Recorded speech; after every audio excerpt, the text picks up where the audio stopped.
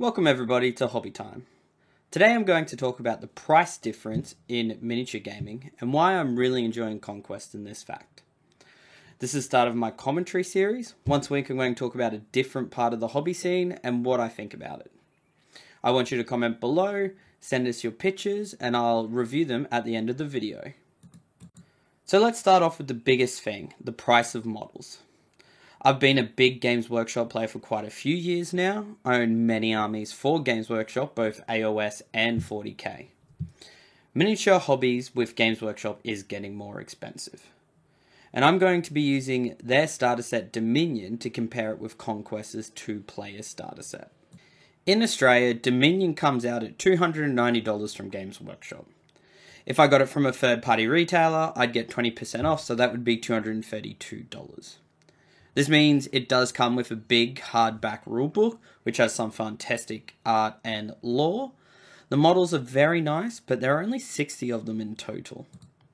Compare this to Conquest, which is $160 in Australia for the 2-player starter set, and comes with 69 models, but that's not all. If I order it online, I'll get 2 free boxes of either Spire or 100 Kingdoms, and that's another 24 models, bringing up to 89 models.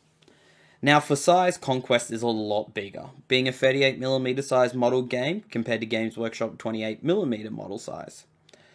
This means that models like the Abomination from Conquest are huge compared to the Games Workshop's largest model in the Dominion box, which is the Killer Boss on Great Gnashtooth. You do get a rulebook for Conquest, but that can also be found online, which I think is a big positive, because my Age of Sigmar rulebook is already invalid because of the FAQ, which is annoying. Next up, it's individual models purchasing. I will say resin for Conquest looks fantastic, but some of their older plastic kits not so much. Games Workshop plastic is pretty good these days, and definitely one of the top for quality. Conquest over the years has gotten better.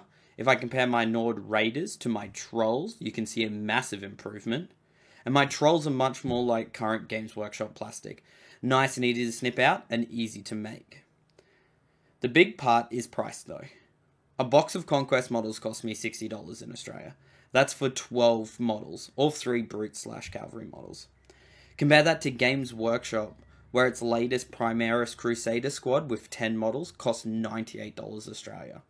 This means I can buy nearly 3 boxes of Conquest for 2 boxes of them. This is a big difference, and it is the same for single heroes too. A Conquest hero costs around $35 in Australia. A new Black Templar Marshal that just came out is $60. If I go to a second-hand retailer, I can get 2 Conquest heroes for the price of 1 Games Workshop hero. Now, I think this makes a big difference for a lot of people when it comes to choosing what to play.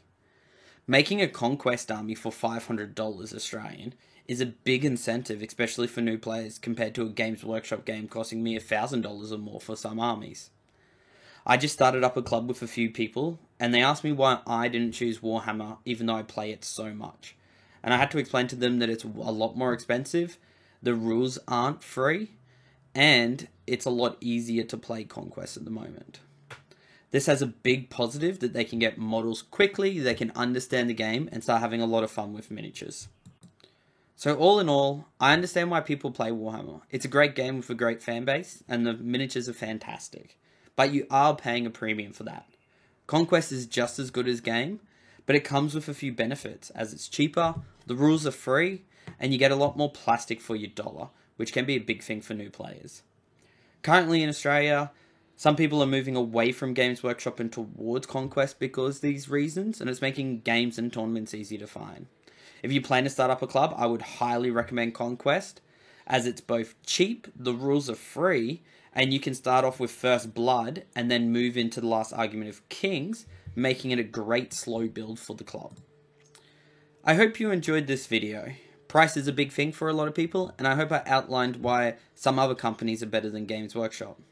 Remember to email me your pictures, and I'll put them at the end of my video next week and review them.